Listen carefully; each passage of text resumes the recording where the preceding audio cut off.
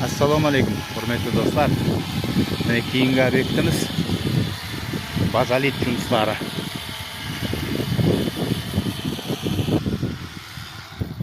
Hurmatli ағайын, bir түсінік беріп өтейін. Мынау кругом 170 квадрат. 170 квадрат. Соған примерно 9 миллион атырапында мына материалға кетті. Плюс 35 мың мына қол ақы, ұста ақы. Сонымен сіздің жайыңыз где-то бір 12-13 миллионға, егер 170 квадрат шығатын үлкен жай болса, 13-15 миллионға бітіп қалады.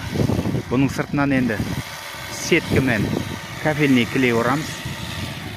Егер үйдің иесінің қалауыменен, егер свет шығару керек болса, свет шығарамыз. В общем-то, серый свет қылып қойған дұрыс болады. Егер краска серый себетін болса, бұл жазда, мына құяшта светлый болып тұрады. Күн бұлт болған кезде бір темный болып, бір мощный болып тұрады. Ал кімге қызметлеріміз керек болса, экрандағы төмендегі телефонға хабарлассаңыз, бұны арзан жерінен алып беремін. Плюс мына ұста балалардан келісіп істеп береді.